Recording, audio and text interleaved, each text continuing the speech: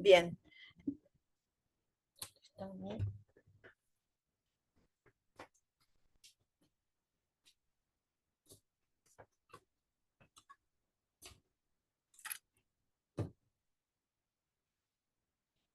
Hacer clase virtual, hoy es 21 del 10 del 24. Santos, Celinda, Lucio, Toledo, Diego Gutiérrez. Si pueden dar en el chat del celular, por favor. El presente, Llano Juan.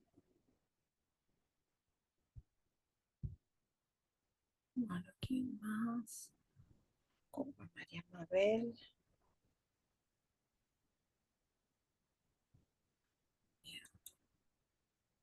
Diego Jiménez, ¿cuántos son? Acá está. Sofía Gutiérrez. Gutiérrez Sofía. Sofía Gutiérrez. Bueno. ¿Quién más está? Luciana Huertas. Huertas Luciana. Selena.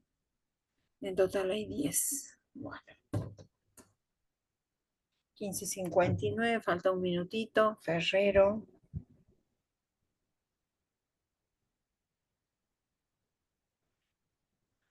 ¿Qué más? Ya hay más gente. Abam, Matías.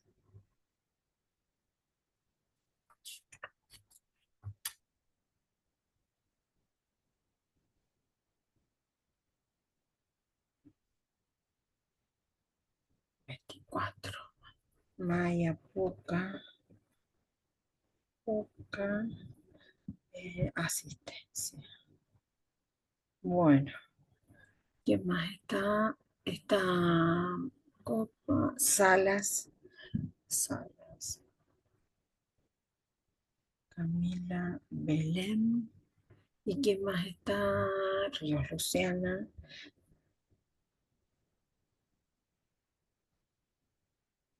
Luciana. ¿Y quién más está? Están todos anotados, me parece.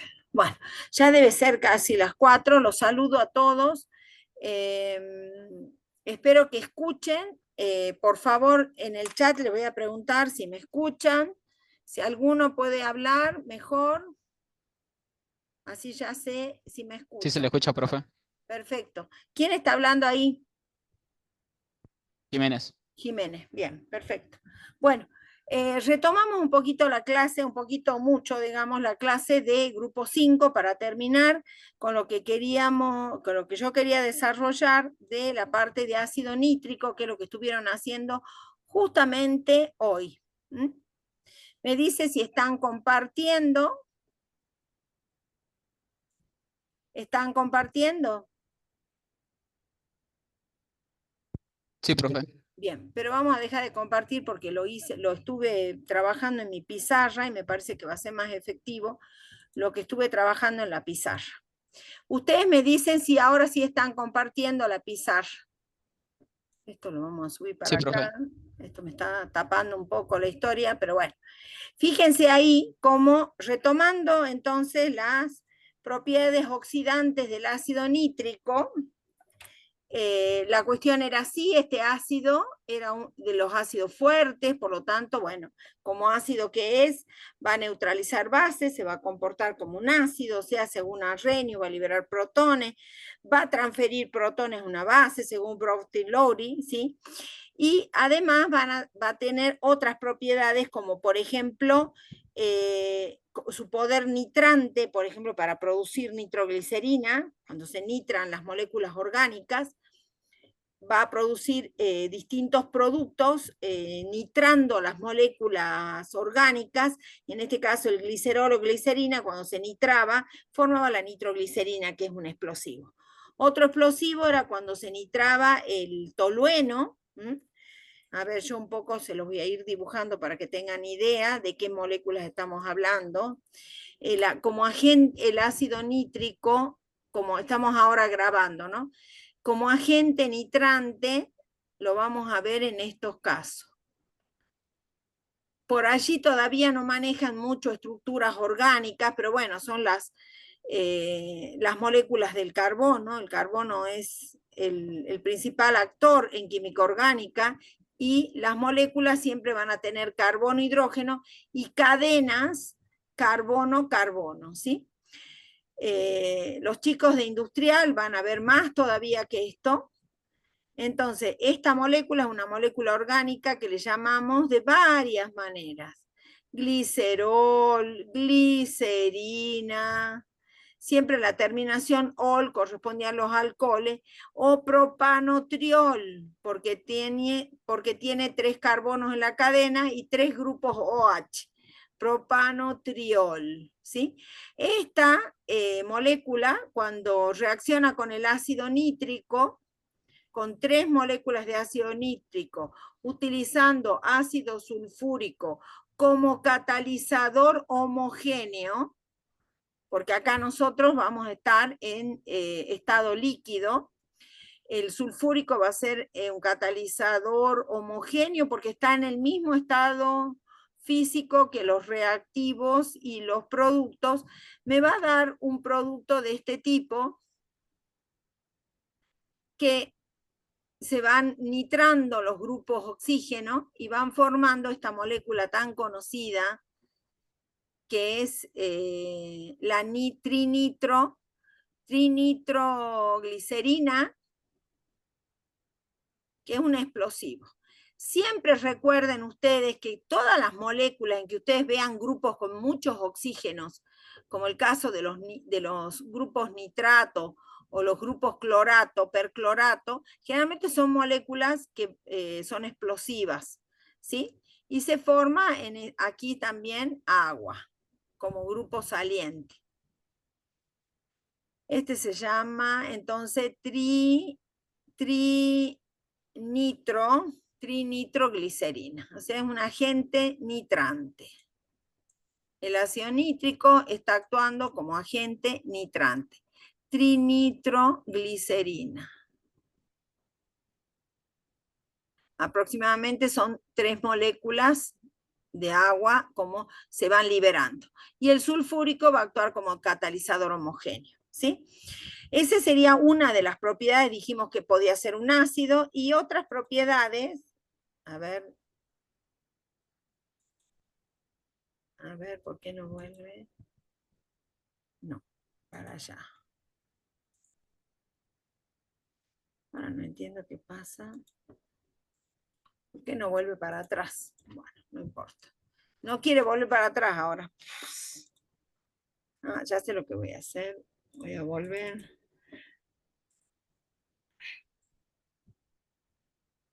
Voy a abrir de nuevo el blog. Ah, acá está.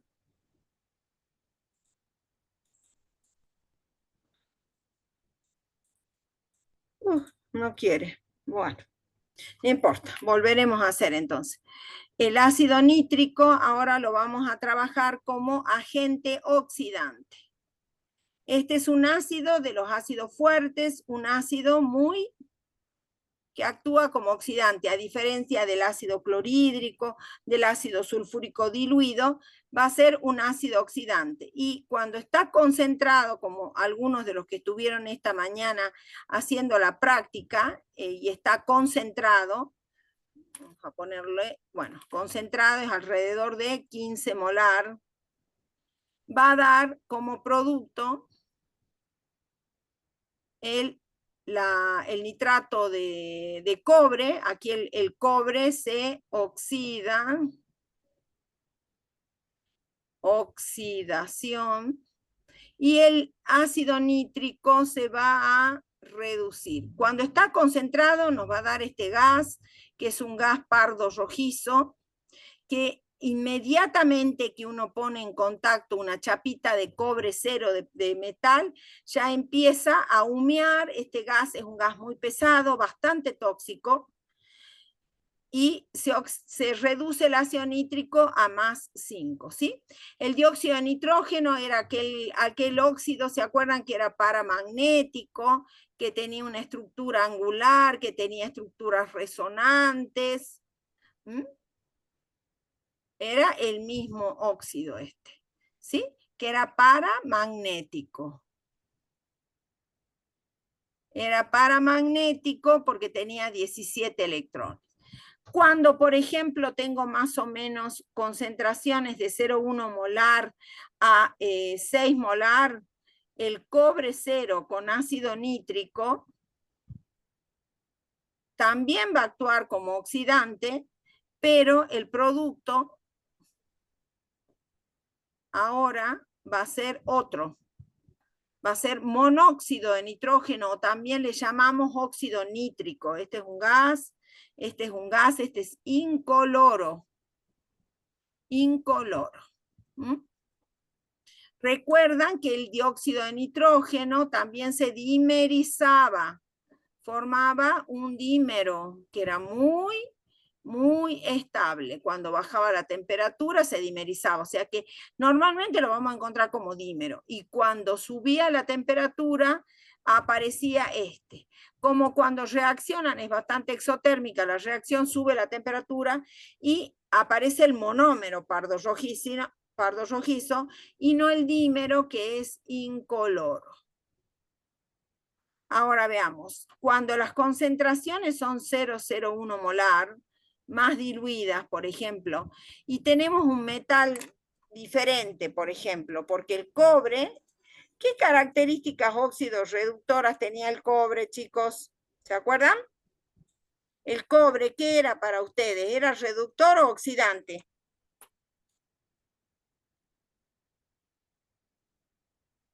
¿Mm? ¿Reductor o oxidante? Tiende a reducirse, por lo tanto es un oxidante. ¿Quién es?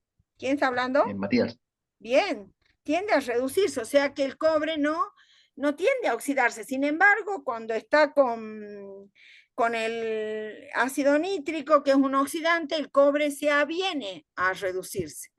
Pero si las concentraciones, ahora, si en lugar de cobre yo trabajo con otro metal, por ejemplo, este metal 0, a ver, tengo que elegir el color.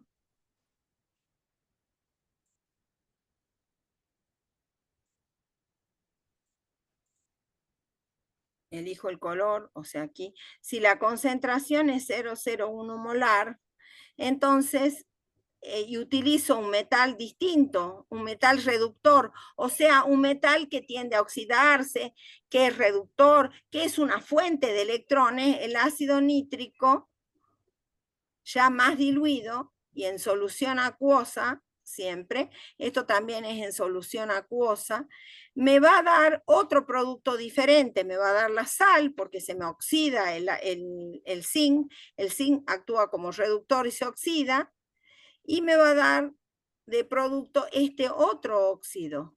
¿Mm? Miren cómo van apareciendo los óxidos de nitrógeno, ¿no? Ustedes igualen las reacciones, ¿no? Igualen ustedes. Igualar, acuérdense que yo ahora no tengo tiempo. Bueno, y fíjense, este óxido de nitrógeno, este óxido, el monóxido de nitrógeno, tenía una estructura tipo en que el nitrógeno no llegaba a reunir un octeto, tenía un electrón sin aparear, estructura de Lewis. Tenía un electrón sin aparear, también era paramagnético.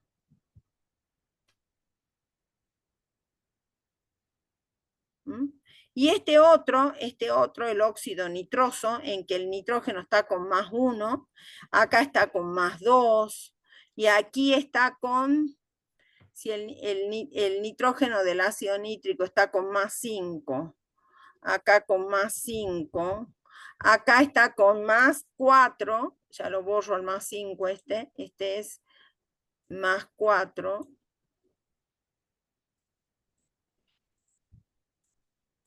Este es con más 4, con más 2 y más 1. Va cambiando, fíjense, según la concentración van a ir cambiando los números de oxidación en el que se reduce el nitrógeno. Eso es algo interesante.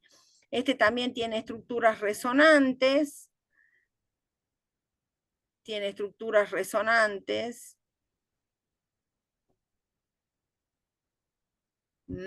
Este es diamagnético. Magnético. ¿Sí? Y ¿qué otro detalle más teníamos que marcar? Acá teníamos 17 electrones, acá tenemos 11 electrones y acá tenemos 16 electrones. Número par.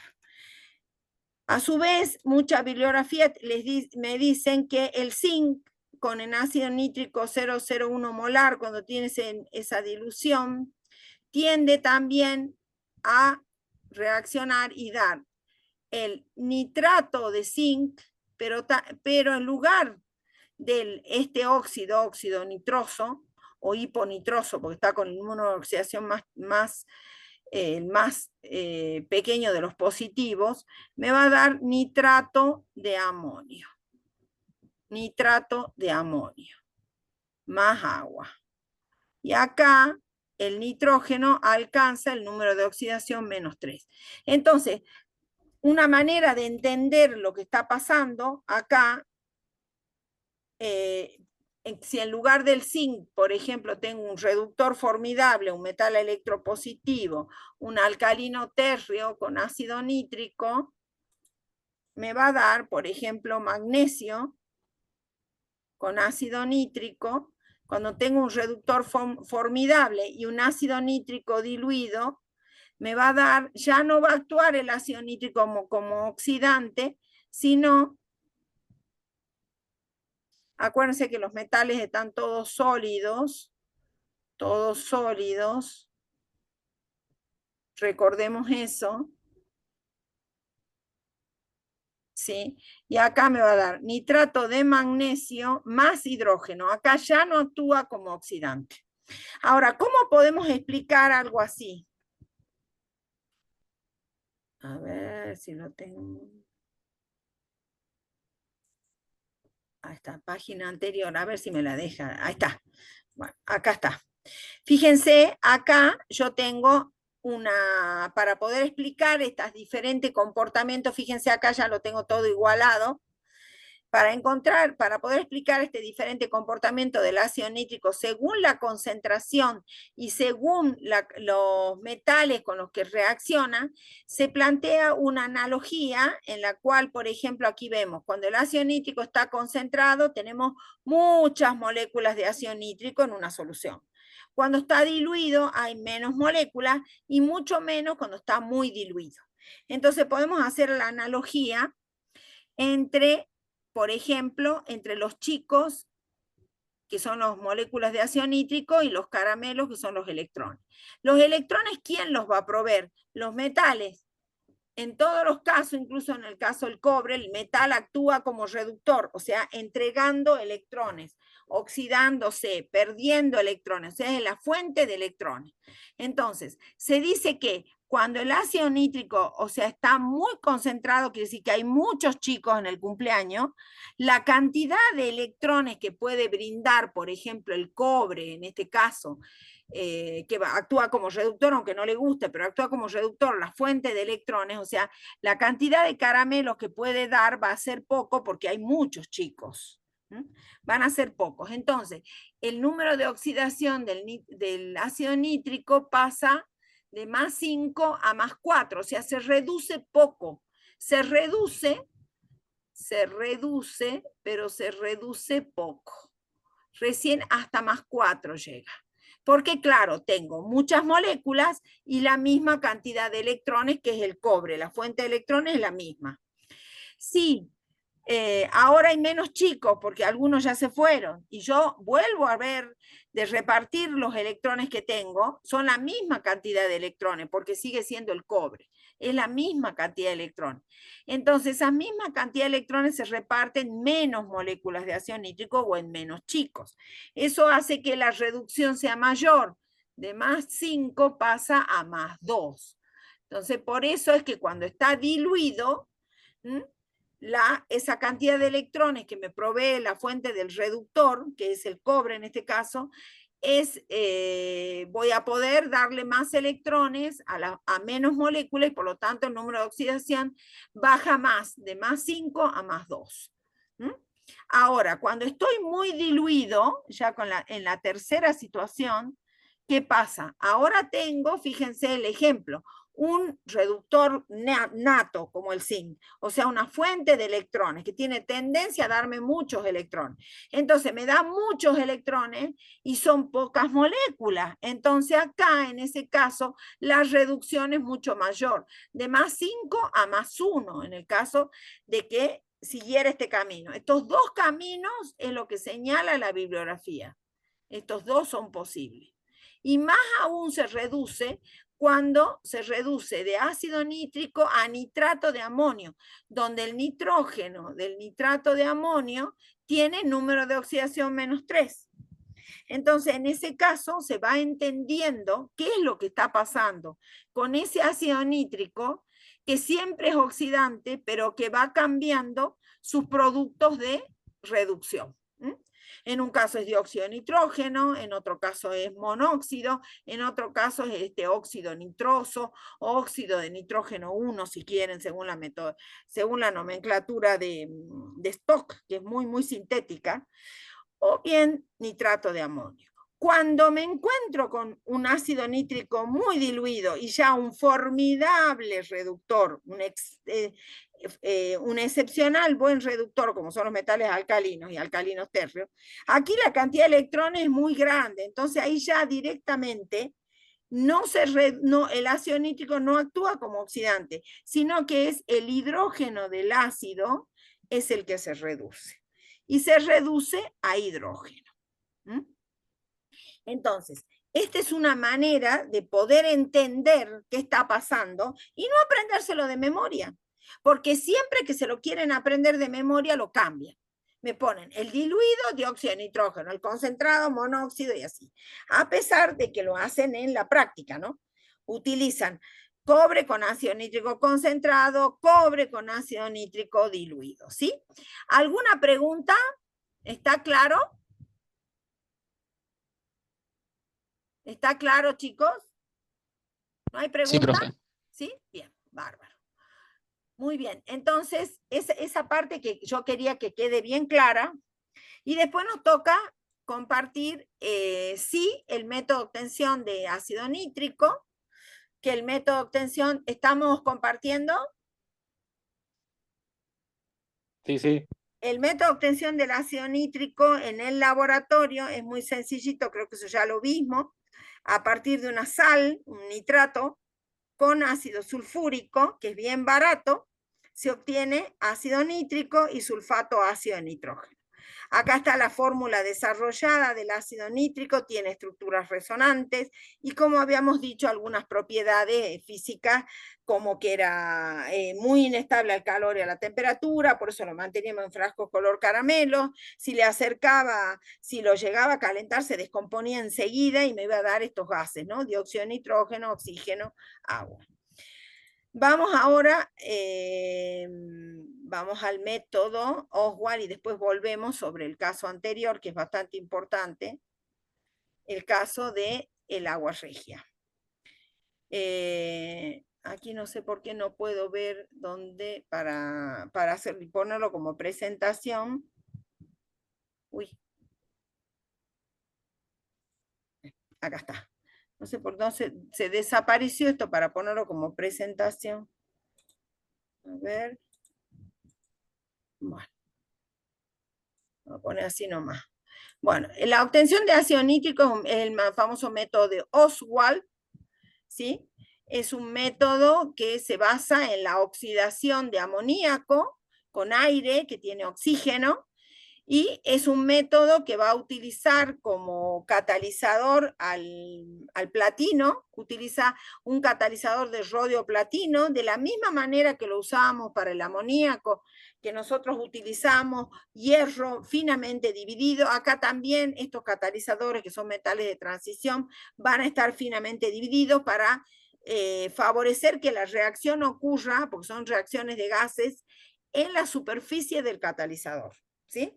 El catalizador va a capturar las moléculas a través de los pares de electrónicos libres que tenga el amoníaco, que es una base de Lewis, y el oxígeno también, los va a fijar en la superficie, les va a permitir moverse sobre la superficie y encontrarse para que a través de los choques vayan vibrando los enlaces, se rompan los enlaces nuevos y permitan la formación de enlaces nuevos. Los enlaces nuevos, como son varias etapas, tenemos las dos primeras etapas son exotérmicas, en que se forma monóxido de nitrógeno más agua, y la primera es muy exotérmica, la segunda es menos, en la que el monóxido de nitrógeno con más aire se forma dióxido de nitrógeno. Fíjense, aquí tenemos dos gases paramagnéticos, el monóxido de nitrógeno, tres gases paramagnéticos, el monóxido de nitrógeno, el oxígeno y el dióxido de nitrógeno. Esta reacción es exotérmica, pero libera menos calor, y una vez que se forma el dióxido de nitrógeno, como el dióxido de nitrógeno es un óxido ácido, puede reaccionar con agua y darnos ácido nítrico, más, en este caso nos va a dar monóxido de nitrógeno, y ese monóxido de nitrógeno se va a reciclar, se va a volver a tratar a la segunda etapa del proceso para producir dióxido de nitrógeno, ¿sí? El oxígeno siempre va a venir del aire, y así podemos nosotros ir haciendo algunas cuestiones importantes, como por ejemplo, a ver, voy a tratar de ver si, no sé si me deja, no, este parece que no me deja, pero bueno, a ver si aquí me deja escribir. Yo tenía, acuérdense, nitrógeno, más el nitrógeno venía del proceso Linde, el nitrógeno y el hidrógeno venían del proceso, el hidrógeno venía del proceso Bosch. Esto me daba amoníaco, ¿sí? Me va a dar amoníaco, en este caso eran 2, 3 y, no, 2 acá, 2, no, así nomás. A ver, lo vamos a borrar acá. Después de este sí eran 3. A ver si me deja escribir. Este sí eran 3. Este era un gas. Y este es el que va a sufrir la oxidación en el proceso Oswald. Por oxidación del amoníaco, a través de 3 etapas yo tengo ácido nítrico. Se va a producir 3 etapas, se va a producir ácido nítrico, ¿sí? El ácido nítrico, fíjense ustedes, se produce por la reacción de dióxido de nitrógeno más agua. O sea que yo voy a obtener acá una solución acuosa. Una solución acuosa que tiene un catalizador, que tiene un porcentaje entre 68 y 72% masa sobre masa, ¿sí? Ese va a ser es el ácido nítrico que generalmente nosotros disponemos en el laboratorio. Acá tenemos un esquemita del proceso. Fíjense ustedes que acá en esta zona donde está el catalizador, donde se produce la mezcla de aire y amoníaco, y luego ese aire amoníaco forma dióxido de nitrógeno, que ese dióxido de nitrógeno es el que va a la última torre con agua, en contacto con agua, una torre de absorción con B larga, y se produce ácido nítrico, ¿sí? El ácido nítrico tiene una cualidad, forma una solución acuosa que no se comporta como solución ideal, porque el ácido nítrico, como ustedes saben, y acabamos de ver, ¿no es cierto? Está unido al oxígeno. el ácido nítrico tiene una estructura de este tipo, por lo tanto va a formar puentes hidrógeno con el agua. Y forma con el agua una asociación muy importante, tal que cuando yo quiero destilarla, por ejemplo, yo quiero destilarla, porque supónganse que yo quiero llevar el 68 al 72% masa-masa, lo quiero llevar a, por ejemplo, a 95% masa-masa, que esto es lo que conocemos como ácido nítrico fumante. ¿Cuál es el problema? Por destilación no puedo llegar a tener ácido nítrico de mayor concentración porque el ácido nítrico forma una... el ácido, no sé por qué se desapareció presentación de diapositiva. Aquí me va a dejar. Desde la positiva actual, a ver si me deja bien. Acá el ácido nítrico forma con el agua lo que se llama un azeótropo. ¿Qué es una mezcla azeotrópica? Es una mezcla homogénea, una solución que cuando yo la voy destilando, ¿qué va a pasar? A medida que, fíjense en esta gráfica que es temperatura versus composición, hay una composición en que la mezcla se comporta como si fuera un líquido puro y tiene una temperatura de ebullición que es propia de esa mezcla, ¿sí? Y ya es muy difícil poder separar esos dos componentes que forman la mezcla por destilación porque forman esa mezcla azeotrópica, ese azeótropo que ya no se puede separar por destilación. Y es porque justamente el ácido nítrico forma con el agua una asociación de puentes hidrógeno tan importante que ya ahora esa mezcla no se puede separar por destilación. Se comporta como un líquido puro.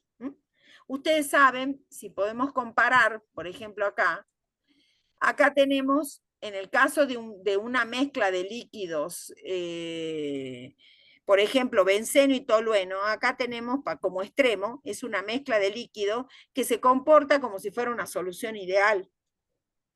Porque yo, por ejemplo, puedo ir analizando cómo varía la temperatura de ebullición de la mezcla a medida que varía la composición de la mezcla.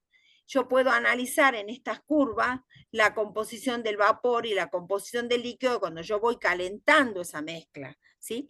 Y tengo estas dos curvas características, ¿sí? Para el caso de la mezcla benceno y tolueno. Entonces yo el benceno y tolueno en una mezcla lo puedo llegar a separar por ejemplo, por destilación, puede ser por destilación simple, no, fraccionada, porque la diferencia de punto de ebullición, acá tengo de uno es 100 y la del otro es 80, ¿sí? Entonces, es la diferencia de 110 y 80 son 30 grados. Entonces, no lo puedo separar con una destilación simple, sino con una destilación fraccionada, ¿sí? Pero, ¿qué pasa en este caso del ácido nítrico que tengo lo que se llama un punto de ebullición máximo del azeótropo, ¿sí? Que ocurre justamente cuando la composición de la mezcla es 68% de ácido nítrico, 32% de agua. Esto ocurre cuando las presiones de vapor de las disoluciones son mayores o menores que las predichas para soluciones de mezclas no ideales. O sea, ¿ven? Si las desviaciones del comportamiento ideal son suficientemente grandes, las presiones de vapor o los puntos de ebullición pueden alcanzar un máximo o mínimo. En este caso alcanzan un máximo, que es el caso de las mezclas azeotrópicas. El sistema, esa mezcla azeotrópica, se comporta como un líquido puro y ya no se puede separar por destilación. Entonces, por esa vía yo no voy a poder conseguir aumentar la concentración de ácido nítrico en la solución, o sea, llevarlo al 95%, que es el caso del ácido nítrico fumante. Entonces, lo que se hace es lo siguiente. Vamos a ver. Ahí está. Lo que se hace en este caso es lo siguiente. Se va a utilizar un agente deshidratante. Ustedes hasta ahora creo que hemos hablado de agentes deshidratantes, por lo menos uno en especial, deshidratante. Vamos a utilizar un agente deshidratante. ¿Cuál de los agentes deshidratantes podríamos utilizar? A ver, chicos, de los que estuvimos mencionando. El ácido sulfúrico concentrado. Exacto, tenemos dos, perfecto. Uno es el ácido sulfúrico concentrado, que tiene una afinidad por el agua muy brutal. Por eso es que siempre cuando lo preparamos la solución jamás podemos agregar agua al ácido, sino al revés. O sea, ácido al agua. Entonces, este puede ser uno, ácido sulfúrico concentrado. Si hacemos esto, ¿qué es lo que va a pasar? Lo que cuando tratemos el ácido nítrico, la solución de ácido nítrico, lo que va a pasar con ácido sulfúrico concentrado es que el ácido sulfúrico va a formar un hidrato, ¿sí? Va a formar un hidrato. Este es el hidrato. Este hidrato se forma también porque el ácido sulfúrico, al igual que el ácido nítrico, lo vamos a plantear así, podemos plantearlo con uniones coordinadas o uniones dobles, eso ya tenemos que ir hablando de eso, va a formar con el agua un enlace puente hidrógeno de tal manera que forma una nueva especie. Ese es el hidrato. Ahora, una vez que se forma este hidrato, fíjense que el ángulo de enlace acá es muy parecido acá, por eso es que forman un hidrato muy estable. Y ahora, ¿qué tengo que hacer? Ahora tengo una mezcla de ácido nítrico por acá y el ácido sulfúrico hidrato. ¿Ahora qué hago? Porque yo no voy a vender, no puedo distribuir como producto ácido nítrico mezclado con ácido sulfúrico hidrato. ¿Qué tendría que hacer ahora para tener ácido nítrico con menor cantidad de agua en este caso? ¿Qué tendría que hacer? ¿Qué les parece? Porque ahora tengo una mezcla, ¿no? Y yo necesito ácido nítrico. ¿Cómo voy a hacer? ¿Qué tendría que hacer?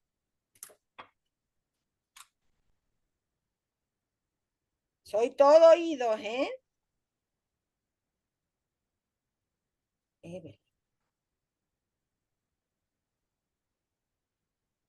¿Sí?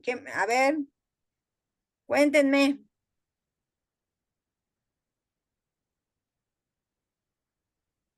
¿Qué podría hacer para separar eso? Que es una mezcla homogénea. ¿Mm? ¿Qué podría hacer? Destilación fraccionada. A ver, fuerte. Fuerte y dígame quién es ¿quién? Una destilación fraccionada. Ah. A ver, Matías, ¿y por qué fraccionada? ¿Por qué fraccionada? ¿Por qué tenía que ser fraccionada?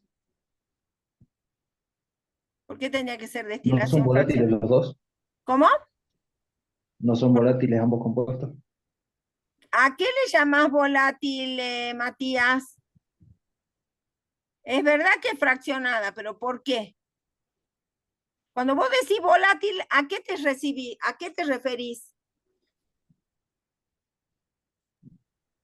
Que tienen un punto de ebullición similar. No, porque volátil significa que tienen puntos de ebullición bajos. Y no es tan así, porque por ejemplo, el ácido nítrico es el más volátil porque tiene el punto de ebullición menor 83, pero el ácido sulfúrico tiene 270.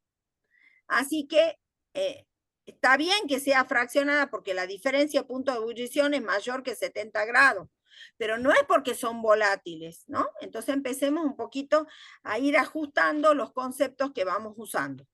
No son volátiles, pero las diferencias de punto de ebullición amerita, perdón, ahora que estamos hablando, es necesario, ahora que estoy pensando, porque Matías dijo fraccionada, para que sea fraccionada, ¿qué tendría que...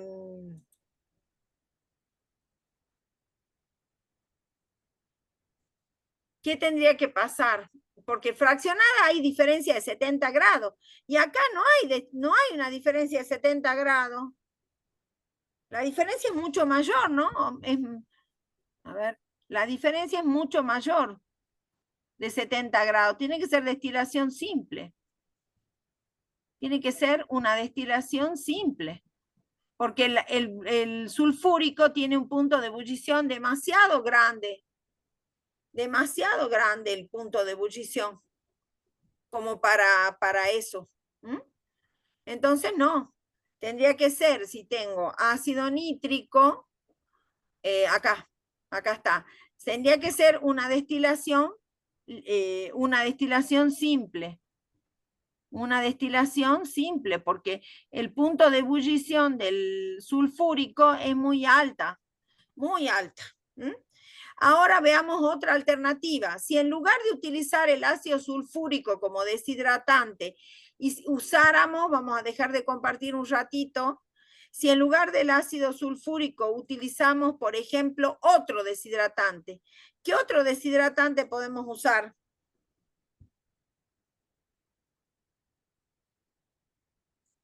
¿Qué otro deshidratante podemos usar, por ejemplo?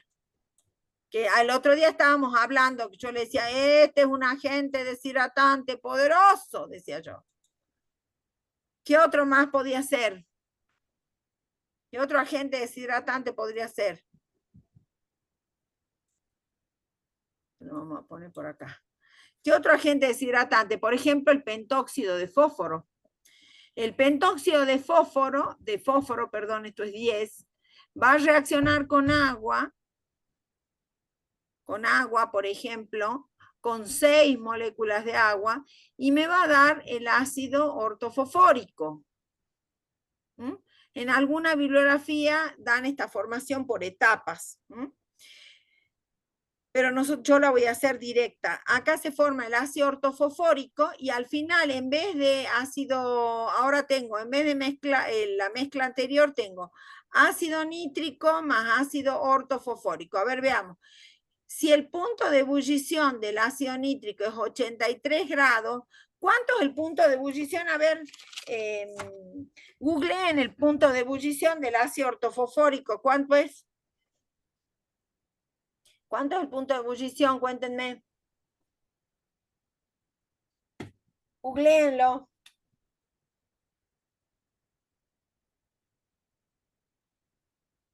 $158 grados Celsius. 158 grados. Bueno, entonces ahora hay que mirar. ¿Qué diferencia de temperatura hay acá? ¿Qué delta T tenemos acá? 158 menos 83, ¿cuánto es? A ver. 5. 55. 75. ¿Cuánto? 75. Sí. Bien. Entonces, mayor de 70, es mayor de 70, podría ser destilación simple. Podría ser una destilación simple. ¿Mm? Bien, podría ser una destilación simple. Bien, entonces de esa manera yo puedo obtener ácido sulfúrico de mayor concentración. Siempre el ácido nítrico de mayor concentración va a tener mayor precio en el mercado que el ácido nítrico clásico, voy a dejar de compartir, que tiene un porcentaje de 68, entre 68 y 72. Bien. A ver si me deja presentación de diapositiva. Ahí está, desde la diapositiva actual. Bien, veamos entonces, bueno, acá están todos las aplicaciones del ácido nítrico, precursor de nitrato de amonio. ¿Se acuerdan que si a partir de nitrógeno e hidrógeno obtenemos amoníaco, lo oxidamos al amoníaco, obtenemos ácido nítrico, y después mezclamos el ácido nítrico con el amoníaco, vamos a tener nitrato de amonio? Acuérdense que todas esas plantas van a estar todas integradas. ¿Mm? Son varias plantitas industriales cercanas, que van generando productos y transfiriéndole los productos a la siguiente planta y así. Es precursor de nitroglicerina y TNT, el famoso trinitrotolueno. Acá lo tengo, al trinitrotolueno, para mostrarles. ¿A dónde está? A ver. Bueno, no aparece el trinitrotolueno. Bueno, ya va a aparecer. Se utiliza en la preparación de fertilizantes nitrogenados también. Fabricación de colorantes nitrogenados de origen orgánico, como las anilinas, ¿sí? Y bueno, la producción de nitroglicerina, eso lo vimos ahí. Ahora veamos el fósforo. Ahora prestemos atención, que es lo que algunos estuvieron haciendo esta tarde. Para obtener el fósforo elemental, fundamentalmente voy a partir de ortofosfato de calcio más dióxido de silicio, la arena es dióxido de silicio, se forma metasilicato de calcio. Fíjense, ¿no? El metasilicato de calcio. El ortosilicato era este anión, acuérdense. Este era el ortosilicato. Ortosilicato. Este es el metasilicato. Metasilicato. Fíjense que es isomorfo con el carbonato. Isomorfo. Tiene la misma fórmula. ¿Ah? Isomorfos. ¿Ah? Isomorfos. Bueno, el metasilicato de calcio es el que se ve acá. Se forma entonces el metasilicato de calcio más fosfato, el pentóxido de fósforo, que luego es reducido con coque y se forma fósforo blanco. El fósforo blanco, a la temperatura del proceso, que es un horno eléctrico, se utiliza un horno eléctrico justamente para poder controlar bien la temperatura. Acá se va a obtener el fósforo, se obtiene en forma de vapor. El fósforo blanco tiene un punto de ebullición muy bajo, también es un sólido blanco ceroso. Es el blanco ceroso de los muertos. Si vieron un cadáver en una película, es el blanco que adoptan los cadáveres, es igual. Blanco ceroso. Ese sólido, como estamos a alta temperatura en el proceso de obtención, se va a obtener como vapor, y lo que se hace es recibirlo en agua para que condense ahí, ¿no? Los vapores. Acá se forma una escoria, que es el metasilicato de calcio, que se drena por la parte inferior del sistema de este horno, se va drenando el metasilicato de calcio, ¿sí? El producto es un alótropo, miren, a la temperatura del proceso 1300 grados. El producto es un alótropo blanco muy inestable, como yo les decía, arde en el aire a temperaturas muy, pero muy bajas. A ver si aparece acá. A temperaturas muy bajitas, por ejemplo a 35 grados, ya está ardiendo el fósforo blanco cuando está en contacto con el aire. Pero la verdad es que nosotros en el laboratorio no lo tenemos en contacto con el aire. Lo tenemos en contacto con agua. ¿Por qué? Porque el fósforo blanco es tetraédrico, es una molécula muy simétrica. No es estable, al contrario, es inestable. Yo les expliqué lo de la tensión angular de la molécula. Entonces, cuando tiene contacto con oxígeno, reacciona rápidamente. Pero con el agua no se mezcla, porque el fósforo blanco es apolar y el agua es polar. Entonces, no se mezcla y no reacciona nunca, porque para que reaccione con el agua, primero se tendría que disolver, y eso no va a ocurrir. Por lo tanto, al mantenerlo en agua, es mucho más seguro dentro de un frasco, mantener los trozos de fósforo blanco de esta manera. Este fósforo blanco no es uno de los alótropos del fósforo. El otro alótropo del fósforo es el fósforo rojo, por ejemplo. Ese es otro alótropo. Y otro alótropo es el fósforo negro. A ver si puedo bajar esto acá. Ahí está. El fósforo negro. El fósforo blanco, como les decíamos, va a arder a 35 grados. El fósforo rojo no. El fósforo rojo no va a arder a 35 grados porque su estructura molecular es totalmente diferente. El fósforo blanco es sólido, amarillo ceroso, tiene una densidad baja, relativamente baja, yo lo puedo cortar con una espátula. El fósforo rojo tiene, no color rojo ladrillo, tiene una densidad de 2,2 gramos por centímetro cúbico. Un punto de fusión, fíjense el punto de fusión tan bajo del fósforo blanco, porque obviamente al ser apolar, ¿cuáles son las uniones intermoleculares que prevalecen? Si yo tengo una molécula que es apolar, a ver, soy toda oídos, ¿no? A ver, Ríos, Luciana, si es apolar, ¿por qué tiene un punto de fusión tan bajo? Disculpe, profe. Sí, ¿qué pasa? Creo que no está mostrando la diapositiva de los alótropos del fósforo. Ah, ¿por qué no?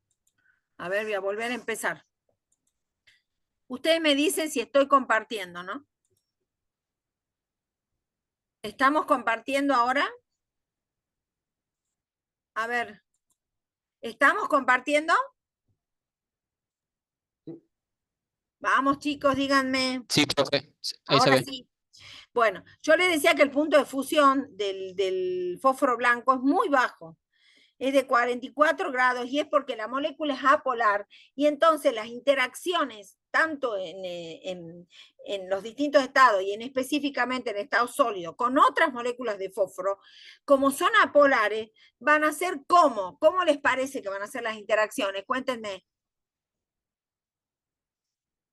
Acá, ¿Serían débiles, profe? ¿quién habla? ¿Sorrentino? Ferrero. No, Ah, Ferrero. Ferrero, débil. ¿Y cómo se llamaban esas débiles? Sería la fuerza de Van der Waals. Ya les he dicho que Van der Waals no me dice nada. Van der Waals es un conjunto de fuerzas intermoleculares. Ahí yo puedo incluir dipolo, dipolo, dipolo inducido, puedo otro dipolo, ¿cómo se llama? ¿Qué otro dipolo me falta nombrar? Dipolo permanente, dipolo inducido, ¿y qué otro dipolo? Me está faltando un dipolo, porque fuerzas de Van der Waals abarcan más de una fuerza, no es una sola fuerza. A ver. ¿Qué otro dipolo me falta nombrar a mí? Dipolo instantáneo. ¿Quién está hablando? Dipolo instantáneo. ¿Quién? Luciana Ríos. Ah, bien. Bueno, Luciana, sí. Dipolo, ¿cómo dijiste, perdón? ¿Cómo dijiste, Luciana? Dipolo. Dipolo instantáneo. Dipolo instantáneo, por el dipolo instantáneo, sí. Que es el más débil de todos. Entonces, por eso tiene un punto de fusión muy bajo. Cuando hablamos de punto de fusión, voy a insistir en algo. Cuando hablamos de punto de fusión es que tenemos un sólido y lo queremos pasar al estado líquido. Ese es el punto de fusión. Y cuando yo pienso eso, tengo que pensar qué uniones tienen, qué uniones mantienen unidas esas unidades, esas moléculas, esos iones, esos átomos. Entonces, acá pensando esto, estamos hablando entonces de uniones débiles, por eso el punto de fusión es bajo. Ahora, cuando hablamos del fósforo rojo, cambia la situación, porque acá ya no tenemos una molécula discreta como el fósforo blanco. El fósforo rojo es un polímero. Ya se los voy a mostrar. Bueno, los puntos de ebullición siguen el mismo orden. El fósforo blanco es brutalmente tóxico. ¿Por qué? Porque al oxidarse forma pentóxido de fósforo. Acabamos de decir que es un deshidratante. Ese vapor blanco que vieron esta mañana, los que los vieron, ese vapor blanco va a subir por las vías respiratorias y va a extraer todo el agua, toda la humedad de nuestras vías respiratorias, así que nos va a quemar. O sea, es tremendamente tóxico. Todo lo contrario, el fósforo rojo es inocuo. Ya no va a reaccionar como el otro, es una macromolécula, y además las solubilidades van a ser distintas. El fósforo blanco no es soluble en agua, sino es soluble en disulfuro de carbono, que es un compuesto orgánico apolar, parecido al tetracloruro de carbono, que es apolar. Y el fósforo rojo va a ser muy soluble en agua, va a ser muy soluble en agua e insoluble en disulfuro de carbono. El fósforo blanco va a ser obviamente muy reactivo en solución, por ejemplo, con una solución de hidróxido de sodio para dar la fosfina, que es la famosa hidruro de fósforo, y el fósforo rojo no va a reaccionar. Ahora me van a esperar un segundito yo voy a entrar a Google y les voy a mostrar la estructura del fósforo rojo para que ustedes la vean. Aquí vamos a poner fósforo rojo. Sí, sí, estoy tomando. Fósforo rojo, imágenes. Vamos a ver la molécula. ¿Dónde está la molécula? Quiero ver yo. Fósforo rojo, fórmula. Acá está. Este va a ser el fósforo rojo. Bueno, yo lo voy a poner grande. Ah, no, acá. A ver, voy a volver allá. Voy a volver al lugar donde estoy. Aquí. Voy a dejar de compartir. Y voy a compartir lo que tengo en... A ver si me aparece en... ¿Dónde está? Acá está. Ahora presten atención. Cuéntenme si están compartiendo, ¿no? Se ve por acá. Bien. Acá, por ejemplo, ahí los vemos, ¿ves? A los tetraedros, son tetraedros abiertos, se abre un enlace y se van uniendo los tetraedros. Ese es el fósforo rojo. Esa es la estructura de un fósforo rojo. Y acá tenemos cómo se ve la apariencia macroscópica del fósforo rojo. Lo guardamos siempre, van a ver ustedes en la caja, esa caja cilíndrica que son los desecadores, donde tenemos sílica, gel de sílice, que es la que nos absorbe el agua, adsorbe, es que la gel de sílice, acuérdense, adsorbe y absorbe, ¿no? Absorbe agua porque el fósforo rojo siempre está muy humedecido, siempre captura mucha agua del ambiente, pero bueno, esa es la estructura del fósforo rojo, o sea, una macromolécula que va a tener un punto de fusión mucho mayor, evidentemente, porque no estamos hablando de las interacciones entre una molécula pequeña, tetraédrica, como el fósforo blanco, sino una gigante, una macromolécula con, no sé, cantidades, miles y miles, decenas de miles de átomos, ¿sí? Entonces su punto de fusión va a ser distinto, su reactividad va a ser distinta. Es inocuo el fósforo blanco. El fósforo blanco es totalmente inocuo. El fósforo rojo, mejor dicho. El fósforo rojo es totalmente inocuo, el fósforo blanco es tremendamente peligroso, porque va a arder en el aire. Bueno, voy a dejar de compartir mostrándose este al otro. Y voy a volver a la diapositiva para mostrarles a dónde estábamos. Acá. Acá, desde la diapositiva actual, a ver que me vuelva a poner. Bueno, y acá tenemos el fósforo rojo, el fósforo negro, que el fósforo negro, ay, no lo puedo mover a esto. El fósforo negro es diferente, se obtiene por calentamiento del blanco. Los dos, ¿no? El fósforo negro y el fósforo rojo se obtienen por calentamiento del blanco en ausencia de aire. En ausencia de aire, ¿por qué será en ausencia de aire? A ver, Daniela Gómez, ¿por qué tengo que calentar el fósforo blanco para obtener rojo o negro en ausencia de aire? O sea, tengo que hacer una atmósfera inerte ahí, nitrógeno, por ejemplo. ¿Por qué? Por la reactividad del fósforo blanco. ¿Y cómo se manifestaría eso? Como que explota con el... Porque con aquí el aire. dice ausencia de aire. ¿Por qué tengo que sacar el aire? Para que no reaccione. ¿Para qué? Para que no reaccione ¿Con quién? con el fósforo blanco. Sí, pero ¿qué tiene el aire para que reaccione con el fósforo blanco?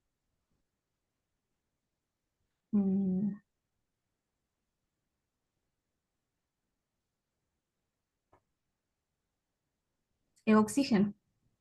Exactamente, ahí va a empezar a arder. Antes de empezar a reaccionar para convertirse en un alótropo nuevo, directamente se va a convertir en pentóxido de fósforo. Acá está, también tiene una estructura macromolecular parecida a la del grafito. Por eso es un sólido laminar y conductor eléctrico igual que el grafito. Y tiene una densidad mayor incluso que el fósforo rojo. Esos son los alótropos. Bueno, acá está la estructura de los óxidos, que eso ya lo vimos, el trióxido y el pentóxido. ¿Mm? Y cómo el pentóxido es un agente deshidratante poderoso, muy poderoso. Fíjense, acá está la reacción del pentóxido con agua en forma paulatina, se va formando paulatinamente. Primero este ácido orto, no es orto, sino es el metafosfórico, y luego el metafosfórico se hidrata y da el ortofosfórico. Esto es la bibliografía los plantea así también, ¿no? La formación, la reacción de formación.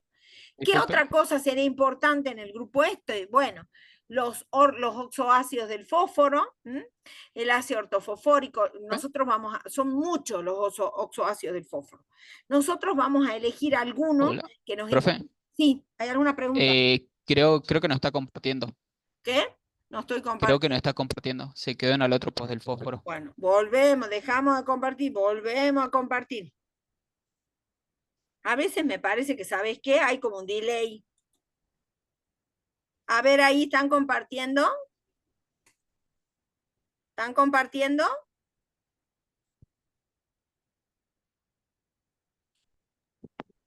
¿Están compartiendo, chicos? Sí, profe. Ahí escuché sí, profe. Bueno, entonces, de todos esos oxoácidos de fósforo que nosotros tenemos, elegimos algunos.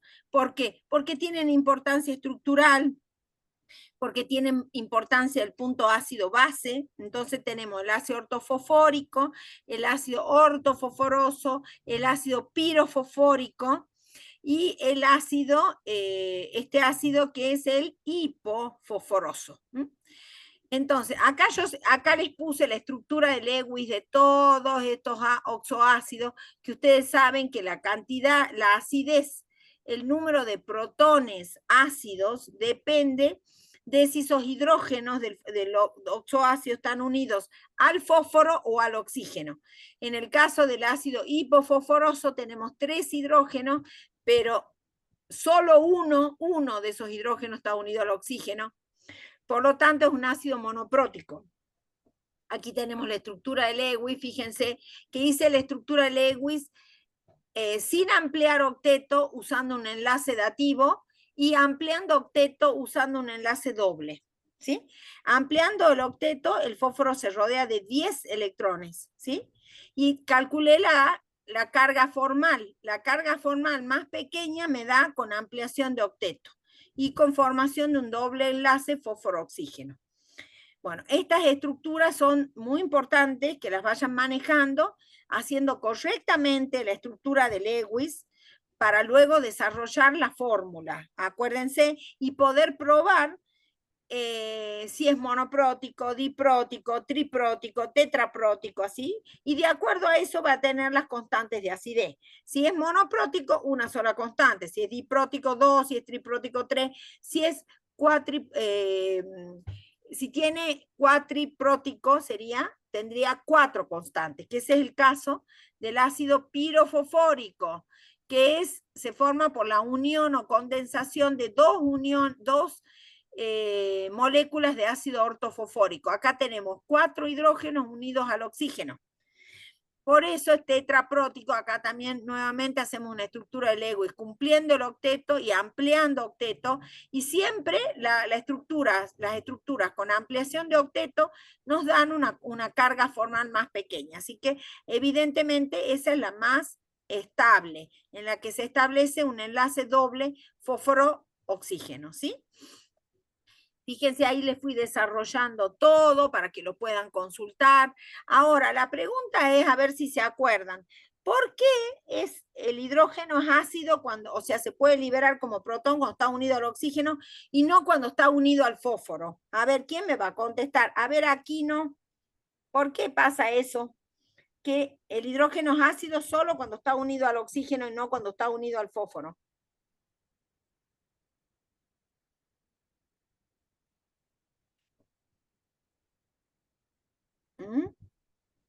A ver. ¿Cómo es la cuestión? Era por el tipo de enlace que se formaba, profe. Ahí está Martina, me parece, sí. Sí. Bueno, a ver, desarrollámelo, estos tipos de enlaces que menciona. Porque cuando el hidrógeno está unido al fósforo es un enlace no polar y cuando está unido al oxígeno va a ser un enlace polar, entonces va a ser más débil. Más y débil. por eso se va a poder Ahora, disociar. esto que me estás diciendo, cuando vos decís, correcto, lo has dicho todo, ¿no? Pero esto que decís que no es polar, ¿por qué decís que no es polar cuando el hidrógeno está unido al fósforo? Por la diferencia de electronegatividad. Perfectamente. O sea que tendrían que tener una diferencia de electronegatividad prácticamente cero. Fósforo y hidrógeno tienen una diferencia de electronegatividad prácticamente cero. Bien, perfecto. Entonces, esta parte va a ser entonces importante desde el punto de vista de estructural y del punto de vista ácido-base. Bien, acá tenemos el ácido ortofosfórico. Este es el más estable de todos los oxoácidos del fósforo. Nosotros tenemos nuestro frasco, nos lo entrega el droguero. Este es un ácido débil, que tiene 3 constantes de acidez. Fíjense que a medida que va aumentando de paso del primer protón liberado al segundo protón liberado, al tercer protón liberado, cada vez la constante es más pequeña, más chica. Eso se da siempre cuando tenemos ácidos inorgánicos, se da eso, ¿no? Que a medida que voy liberando los protones, el último protón va a ser el más débil, ¿sí? Esta situación la vamos a volver a trabajar cuando entremos en grupo en azufre. Bien, ¿qué otra cuestión? Bueno, los usos del ácido fosfórico. Acá hay una obtención de fosfórico, que es con el fosfato de calcio. El fosfato de calcio es una roca que está muy distribuida en la naturaleza. Tal vez tiene mayor, bueno, en realidad mayor pureza tiene el carbonato de calcio en la caliza, pero está distribuida. Y con estos fosfatos más ácido sulfúrico, que es baratito, ya vamos a ver por qué es baratito, se obtiene sulfato de calcio y ácido ortofosfórico, ¿sí? O bien de, obviamente, hidratar el pentóxido de fósforo, ¿no? De hacerlo reaccionar con agua. ¿Para qué se lo usa? La mayor parte del ácido fosfórico se lo destina a la fabricación de fertilizantes. Acuérdense que el fósforo, el nitrógeno y el potasio eran esenciales para el suelo. Así que generalmente las enmiendas o las fertilizantes del suelo tienen fosfato ácido de amonio, tienen más fosfato ácido de amonio porque es soluble. Acuérdense que todas las sales de amonio son solubles, se disuelven en la solución de suelo. También se usa el amonio como fuente de nitrógeno y, por ejemplo, fosfatos de potasio, fosfatos ácidos de potasio pueden utilizarse también porque el potasio también es importante. Sustituyente del ácido cítrico tartárico en bebidas tipo limonada, o sea, en bebidas que no son alcohólicas, como las bebidas cola, por ejemplo, se usa el ácido ortofosfórico. Inicialmente se usaba el ácido cítrico, que es un ácido orgánico, igual que el ácido tartárico. Pero hace bastante ya se empezó a usar el ácido ortofosfórico para dar la acidez a la bebida, ¿no? Es una cuestión de gusto, de aceptabilidad en el paladar. A las personas, digamos, estas bebidas que no son alcohólicas, con ese toque del ácido, le da un mejor sabor. Dice, aditivo en bebidas embotelladas en contenedores metálicos, o sea, las bebidas embotelladas en contenedores metálicos tienen un problema. Por ejemplo, el metal empieza a disolverse una parte y empieza a pasar iones metálicos a la solución. Entonces, si se lo aditivó, se le agregó ácido ortofosfórico, los metales son capturados por los fosfatos, previniendo un eventual envenenamiento por metales, porque hay metales, algunos que si pasan a la solución de la bebida, porque la bebida al fin y al cabo son todas soluciones acuosas al fin y al cabo. Las bebidas alcohólicas son soluciones acuosas y estas que no son alcohólicas también, ¿sí? Entonces, si los iones metálicos pasan a la solución, como por ejemplo, qué sé yo, fuera ion zinc, o puede ser plomo, o cualquier otro de estos iones que pueda tener el metal puede ser una aleación metálica, también puede tener varios metales, pueden ser venenosos. Entonces el fosfórico captura esos iones y evita que pasen a, digamos, que sean consumidas, ¿no? Y también eliminación del herrumbre de los metales, porque como es un ácido, reacciona con el óxido férrico, que es básico, y nos da fosfato de hierro y más agua. O sea, si ustedes, por ejemplo, tienen, como tenemos a veces unas cucharas de combustión que tenemos nosotros en general son de hierro, y se empiezan a oxidar y empiezan a tener, digamos, a producir mucho óxido. Lo que hacemos es sumergir la cuchara de combustión en ácido fosfórico y la limpia perfecto, porque todo el óxido que es básico reacciona con el ácido y se va, digamos, ¿no? Se va de la superficie del metal de la cuchara. Así que también eliminación de rumbre metales. Por eso es que usan la Coca-Cola para mover, a veces para, por ejemplo, mover dos piezas metálicas que se han endurecido y no pueden girar, no pueden mover una con respecto a la otra, que eso puede pasar en un taller mecánico. Entonces se lo sumerge en Coca-Cola. ¿Por qué Coca-Cola? Porque la Coca-Cola tiene ácido fosfórico. Por eso es que la Coca-Cola se dice que mueve tuercas, digamos, porque es eso. Al sumergir las tuercas o las dos partes metálicas que están obturadas, que no se mueven, o están pegadas, entonces, ¿qué se hace? El ácido ortofosfórico de la Coca-Cola va disolviendo el óxido, que es lo que se formó en las piezas metálicas, el óxido de hierro, y de esa manera se pueden, digamos, ablandar tuercas, mover dos piezas metálicas que están endurecidas, por el óxido fundamentalmente, ¿no? Bueno, ácido metafosfórico y metafosfato. Estos metafosfatos estaban mucho en un tiempo en los detergentes, por eso es que ya no se usan más detergentes con este ácido, que generalmente se preparaban detergentes con los oxoácidos del fósforo, porque los fosfatos no son degradados por las bacterias. Entonces, cuando cuando salen de las casas, por ejemplo, de las cañerías, y van a un curso de agua, se van acumulando ahí y no son degradados por las bacterias aéreas o las bacterias del agua, y permanecen en todos estos cuerpos de agua. Entonces es importante no usarlos ya a los fosfatos, a los detergentes con fosfatos, porque no son buenos para el medio ambiente. No se puede remediar el agua que ha sido contaminada con estos detergentes. Y finalmente estos tres elementos que no vemos mucho, lo único que podemos decir que van a aparecer en la naturaleza como sulfuros, que cuando se quieren obtener cualquiera de estos se va a tostar el sulfuro, o sea, se lo trata con oxígeno y después se lo reduce con carbono, por ejemplo. En el caso del arsénico, los usos del arsénico se derivan de su toxicidad, porque es tremendamente tóxico. Entonces, como los insecticidas arsenicales, se utilizan muchos plaguicidas en general. Cuando se habla de plaguicidas, se habla de insecticidas, de vermicidas, de todo lo que sean plagas para tratar plagas, ¿no? Desde, qué sé yo, insecticidas, que son insectos, vermicidas, que son gusanos, para eliminar hongos también. Bueno, ahora se me voló el nombre cuando es hongos. Fungicidas para tratar hongos que son indeseables, por ejemplo. Se utilizan estos compuestos de arsénico. El antimonio se emplea para endurecer metales, como el estaño y el plomo. Por ejemplo, las placas de plomo de los acumuladores, justamente es algo que me olvidé de decir el otro día.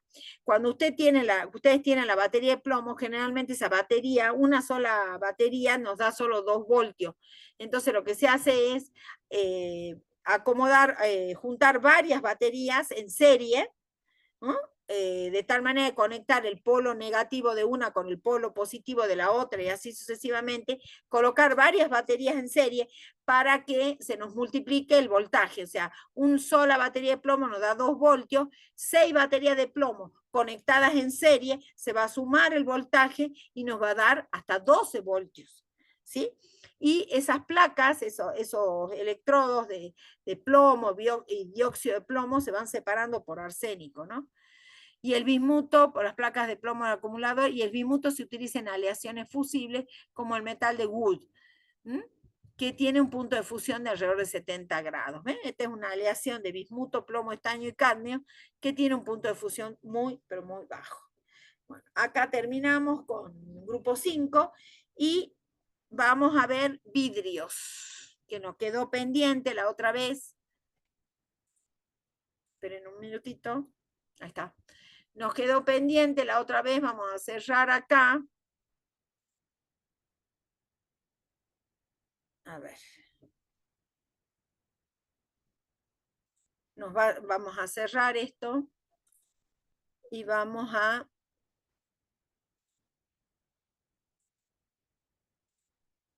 ver, dejar de compartir y vamos a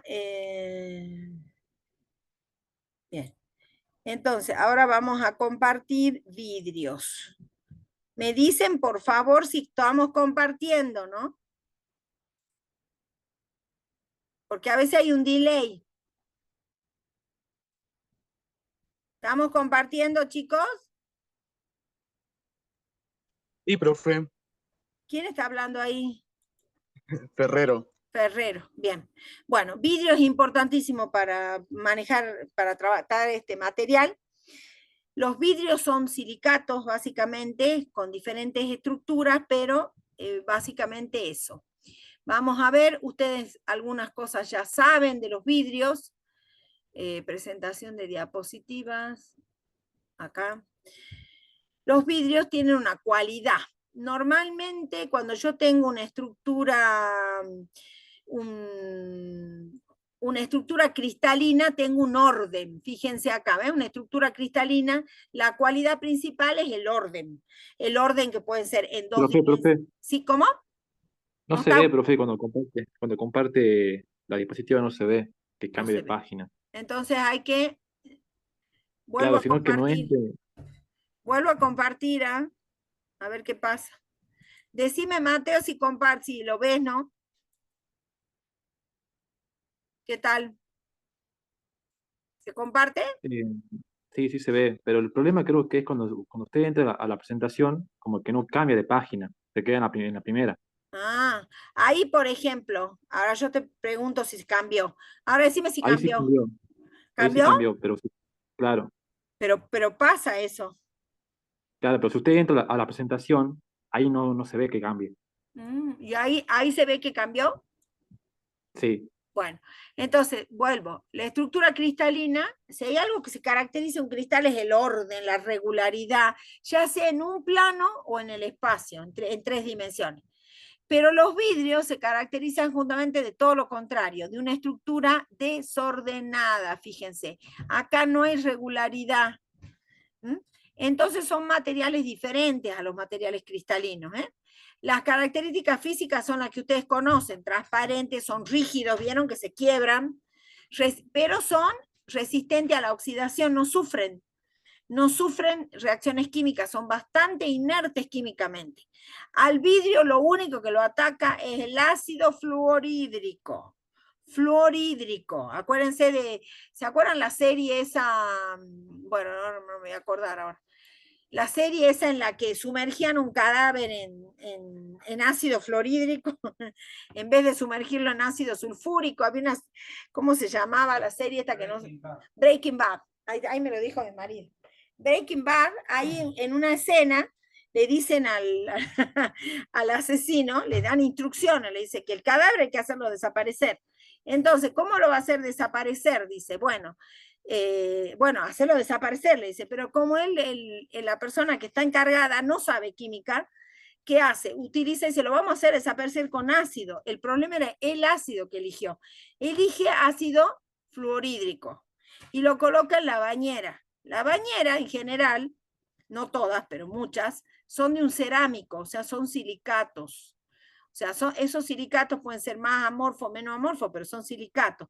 Y los silicatos, lo único que lo ataca es el ácido fluorhídrico. Entonces, ¿qué pasó? El ácido fluorhídrico se comió la bañera, pero el cadáver estaba intacto. ¿Qué tenía que haber usado para destruir el cadáver, digamos, para hacerlo desaparecer? ¿Qué les parece? ¿Qué podría haber utilizado? ¿Alguien me está escuchando? ¿Cómo destruirían un cadáver? ¿Qué les parece?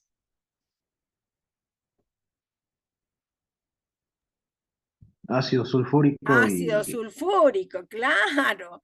Con el ácido sulfúrico concentrado no queda nada.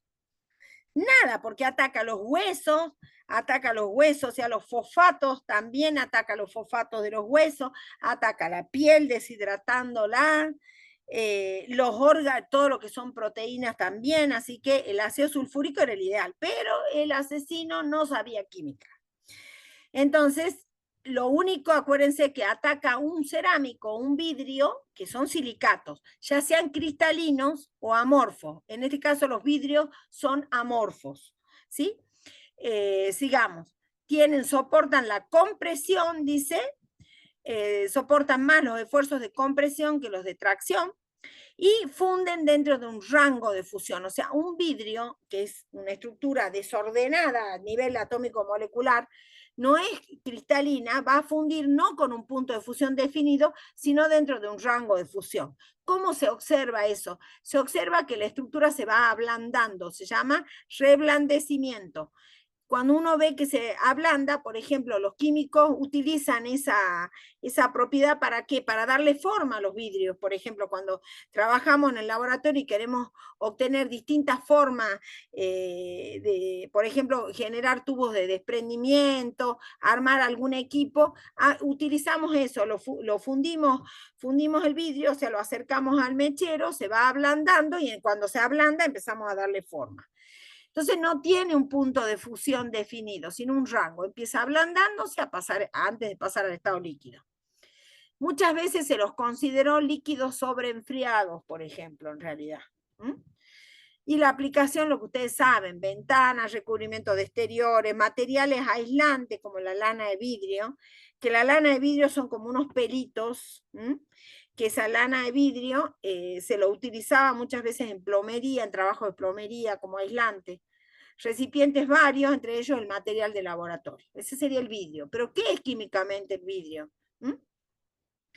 El vidrio es reconocido, es uno de los materiales más antiguos que se conoce. Se conoció vidrio de civilizaciones muy antiguas. Todavía se sigue produciendo porque todavía se sigue utilizando porque es muy noble el vidrio, por ejemplo, para todo lo que es contener sustancias, líquidos. Para el laboratorio se usan vidrios, se usan algunos vidrios especiales, pero sí se usa mucho vidrio por el hecho de que solamente lo ataca el ácido fluorhídrico y el resto de las sustancias no lo atacan. Entonces, al no atacarlo el resto de las sustancias, es ideal para trabajar en química. Bien. Entonces, sigamos. Fundamentalmente, todo vidrio es un silicato. El vidrio de cuarzo, específicamente, hay un vidrio especial que es el vidrio de cuarzo, se hace simplemente calentando dióxido de silicio puro a más de 2000 grados para después verterlo un líquido en moldes. En ese caso se obtiene cuarzo. El cuarzo es muy caro, muy caro, porque imagínense, tenemos que llevarlo a 2000 grados al vidrio para obtenerlo, ¿no? El vidrio de cuarzo es muy resistente y tiene baja expansión térmica y es muy transparente en la región ultravioleta. Ustedes van a ver, porque ahora estamos trabajando con el equipo nuevo, con el espectrofotómetro, que vamos a medir absorción de luz de sustancia y vamos a ver que esa luz que se absorbe puede ser de la zona del visible o de la zona del ultravioleta, ¿sí? Nosotros vamos a trabajar con sustancias coloreadas, entonces vamos a trabajar la absorción de luz en la zona del visible. ¿Por qué no se usa el vidrio de cuarzo en forma generalizada? Por eso, porque es caro, es muy caro. Ahora, ¿cómo se obtienen los vidrios? ¿Qué es la composición de un vidrio? En realidad, un vidrio se lo expresa como la composición de distintos óxidos. Por ejemplo, dióxido de silicio va a ser el componente más importante. De los vidrios comunes, que se llama vidrio de sosa y cal, que es el vidrio clásico, el vidrio común, el que tenemos en los vasos, en los tubos de ensayo, en los tubos de hemólisis, es un vidrio común. Entonces, el componente principal es dióxido de silicio, pero también tiene otros óxidos, porque el óxido de silicio es ácido, pero después tiene óxido de calcio, que es básico, óxido de plomo. El óxido de plomo con el menor número de oxidación tiene más características básicas que anfótera.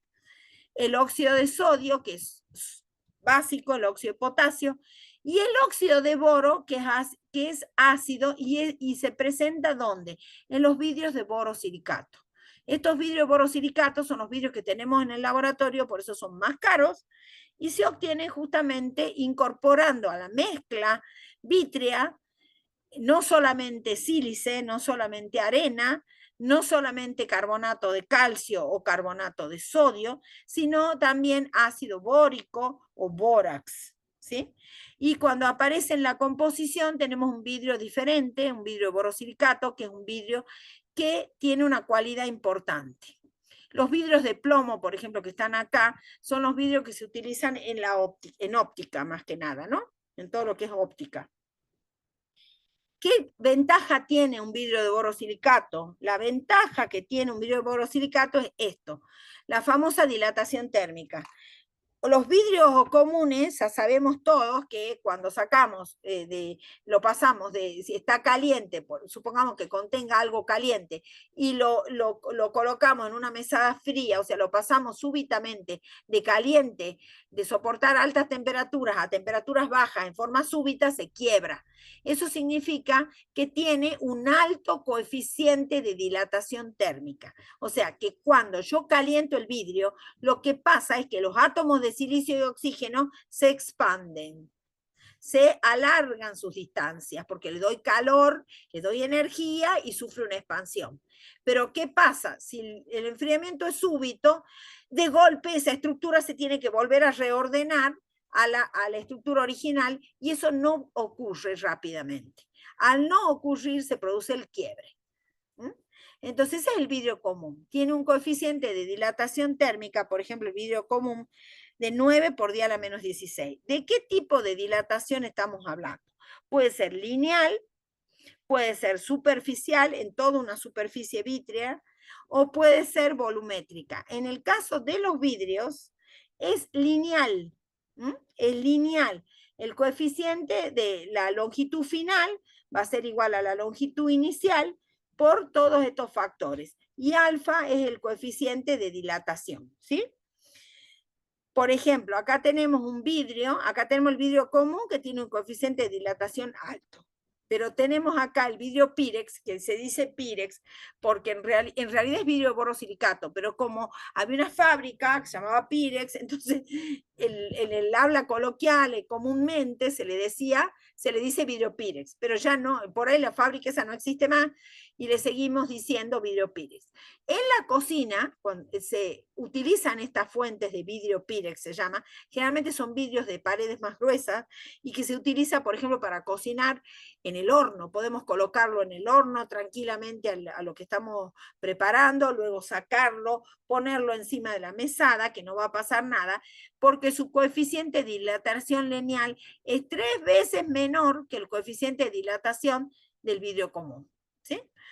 Entonces, esta cualidad que tienen los vidrios y los vidrios borosilicato es muy importante, porque en el laboratorio la mayor parte del material que nosotros tenemos, ¿por qué es tan caro mantener un laboratorio? Por todo el material que requiere, y este material es material de borosilicato, la mayoría, salvo los tubos de ensayo y los tubos de hemólisis, todo lo demás es de vidrio borosilicato para evitar esto, que se quiebre cuando sufre el shock térmico. O sea, no es el hecho que por calentar solamente, es calentar y enfriar súbitamente. El shock térmico. No resiste el shock térmico el vidrio común, pero sí el vidrio de borosilicato. Vamos a ver un poco, bueno, aquí está la dilatación lineal, la superficial y la volumétrica. Ustedes pueden ver dilatación superficial en las baldosas, ¿no? Que a veces se dilatan en 2 direcciones, o en todas las direcciones cuando es volumétrica. Entonces, a ver, hay una cosa que les quería mostrar un poquitito, el caso del vidrio de borosilicato. Vamos a minimizar esto y vamos a buscar en mi listita. Acá tengo en el grupo 3, ahí también tenemos que haber iniciado el estudio de los vidrios. A ver, ya se va a abrir, esperen un segundo. Voy a dejar de compartir lo anterior. Aquí voy anotando.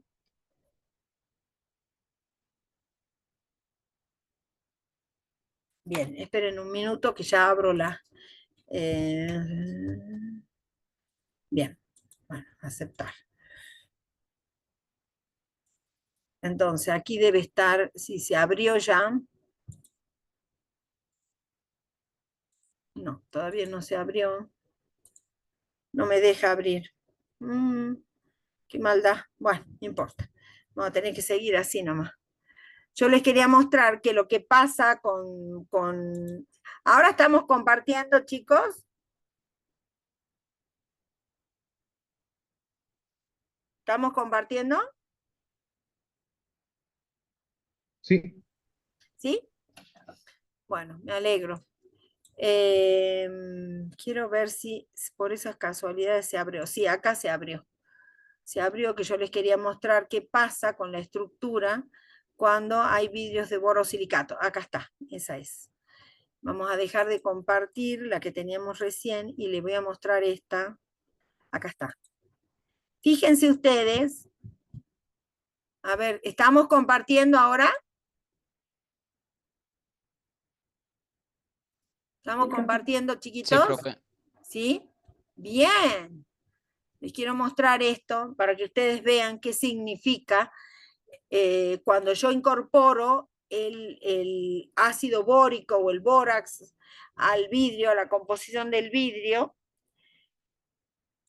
Lo que sucede es que, fíjense ahora, que parte de estos, de los silicatos, estos puntitos oscuros son el silicio, en los silicatos el silicio es reemplazado por átomos de boro, ¿sí?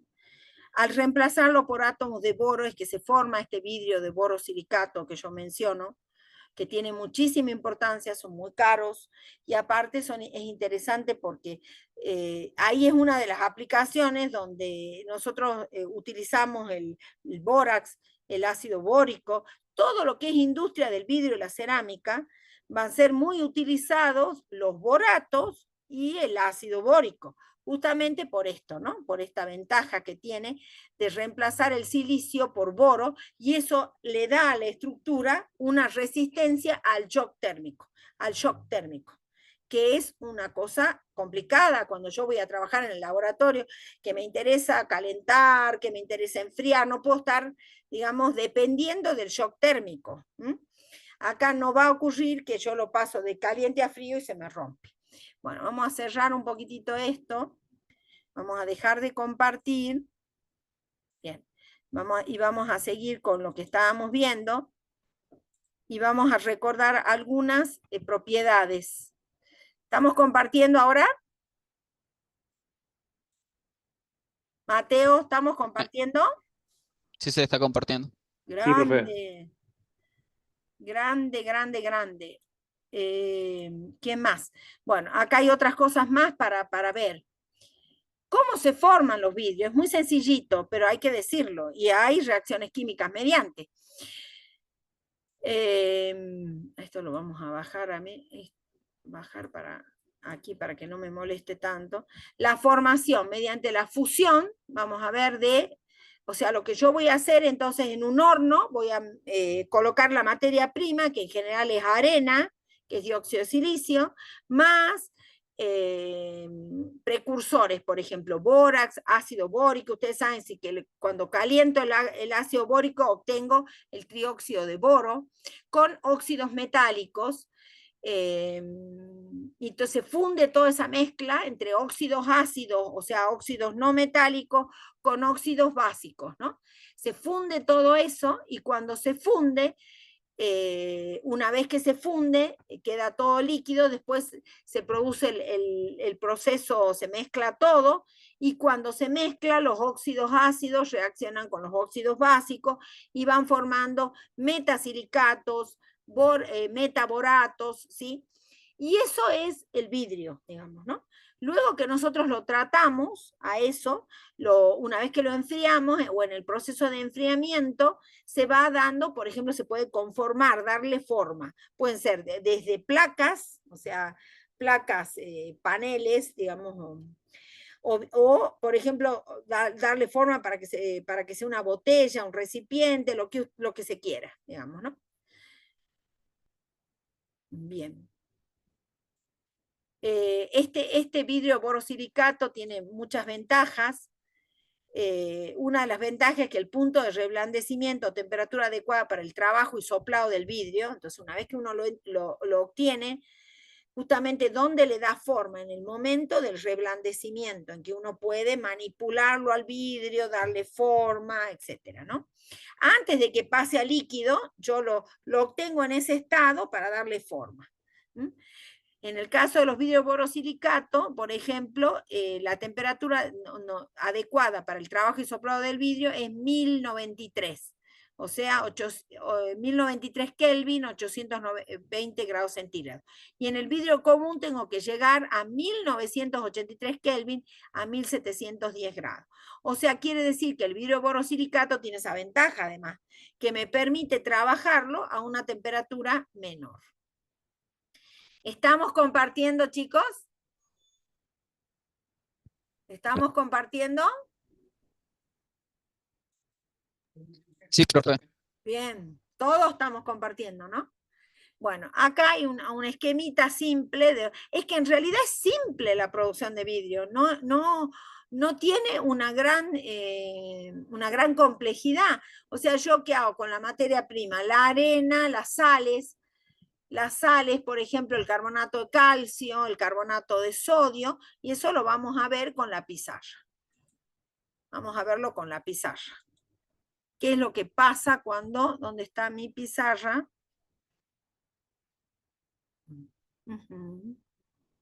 ¿Me fue la pizarrita? No. No.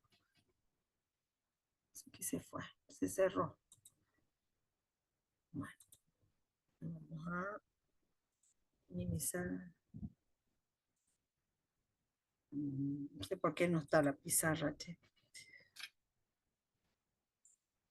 Pantalla, Spotify.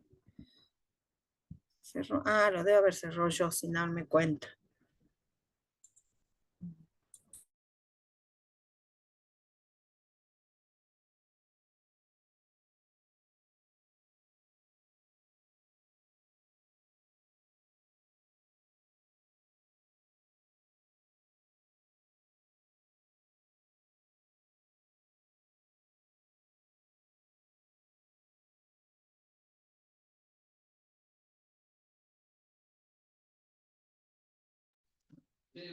Profe, está muteada.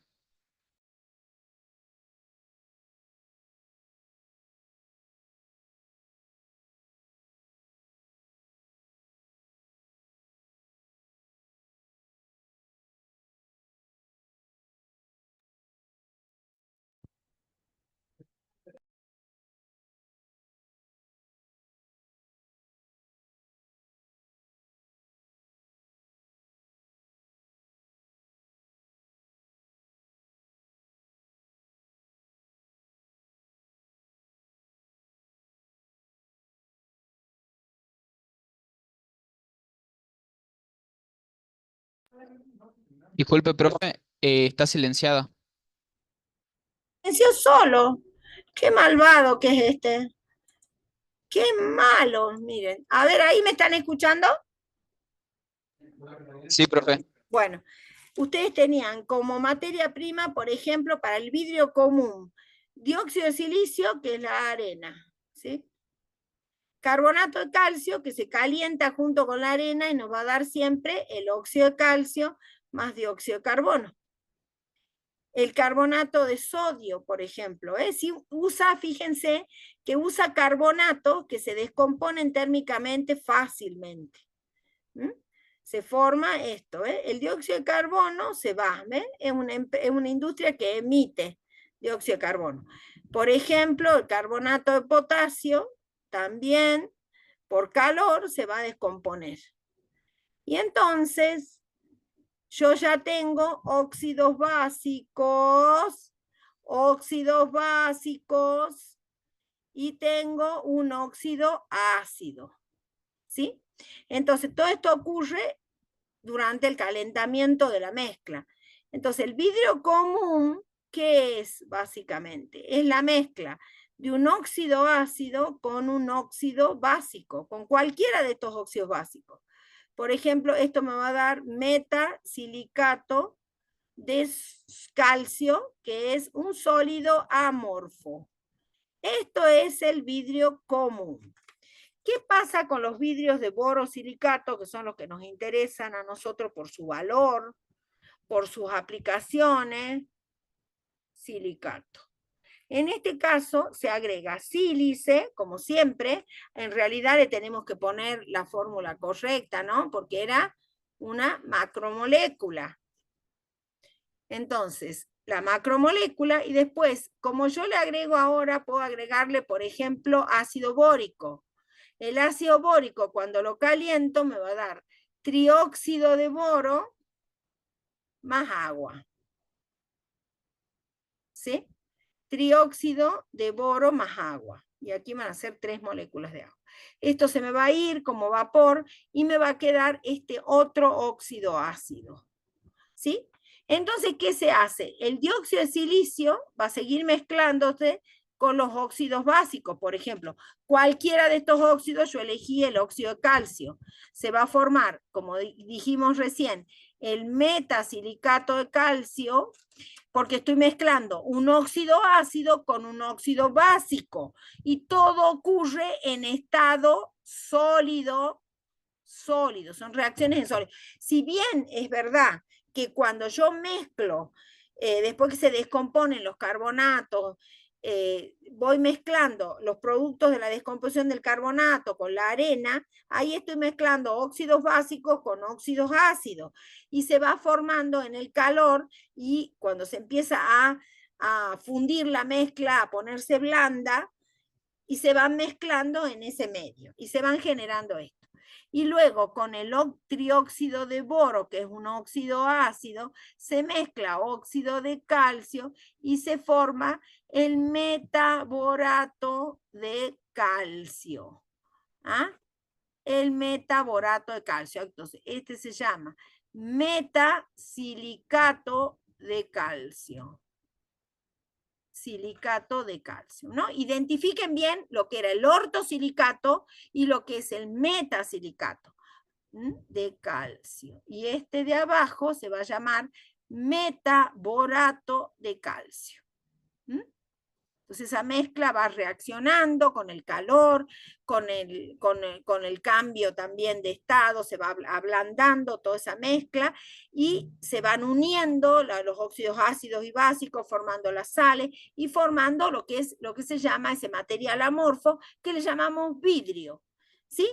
Que cuando está blandito, cuando toda esa mezcla se ablanda, ahí es cuando se produce el trabajo, el conformado, las placas, los recipientes, la botella, lo que usted quiera. Metaborato de calcio. Sigue utilizando mucho la industria del vidrio y la cerámica, a pesar de que, bueno, se han sintetizado, se han preparado un montón de compuestos, pero todavía el vidrio sigue siendo muy importante, ¿eh? Todavía sigue siendo muy importante como material, y sobre todo en el laboratorio. Bien, acá, bueno, tenemos un esquema simple de lo que puede ser un proceso de fabricación de vidrio, muy simple, muy, muy simple. Fíjense las temperaturas, a distintos lugares de la cámara del horno se van registrando distintas temperaturas. Y se va conformando el vidrio. Eso es lo fundamental que yo quería transmitirles para el tema de vidrio, que nos abarca no solo parte de los silicatos, que está en grupo 4, y los boratos y el ácido bórico en grupo 3. Voy a dejar de compartir. Cualquier pregunta, soy toda oídos. 17:41. Bien, ¿alguna preguntita del tema? Si no, seguimos con el tema siguiente. ¿No hay preguntas? Bueno. No, profe. Bueno, yo creo que acá entonces vamos a seguir, porque no me está dejando, no me deja, no me deja buscar. A ver si me dejara buscar opciones. No me deja buscar. A ver, esto. si me deja buscar. Porque si no me deja buscar, yo creo que hasta aquí llegamos, chicos. Lo voy a despedir con mucho dolor porque tenía ganas de seguir con otro tema. Tal vez no convenga mezclar tanto, la verdad. Pero bueno, quería terminar con grupo 5 y terminar con vidrios, y ya estos 2 días que nos quedan, y el lunes que viene ya terminaríamos con elementos representativos. Azufre, cuando veamos azufre, vamos a volver a equilibrio de precipitación con el tema de los sulfuros, y vamos a ver toda la parte de halógenos para que el grupo de industrial pueda ver azufre y halógenos esta semana, y el de química vaya a ver el lunes que viene, ya le va a tocar. No, química tiene separado azufre de halógenos porque hacen síntesis de alumbre, que son los sulfatos dobles de potasio y aluminio, que tienen mucha aplicación industrial y ustedes lo preparan, ¿no? A eso. Bueno, así que me voy a despedir de ustedes. Espero que me hayan entendido. Cualquier duda, saben, tienen que ir Micaela, esta chica, Micaela, ¿es Micaela Cruz? Perdón. ¿Es Micaela Cruz? Bueno, creo que es la única Micaela, espero que sea la única Micaela. Bueno, nos encontramos entonces el miércoles para continuar. Cualquier duda, la semana que viene, como el lunes tenemos teoría, les voy a dejar una horita más para el que quiera consultar para el parcial del día siguiente. ¿Sí? Bueno, los dejo entonces. Nos vemos, profe. Nos vemos. Muchas Chao, gracias profe. por la colaboración, por estar presente. Voy a ir cerrando. Hasta luego, profe. Sí, vamos a tener que detener la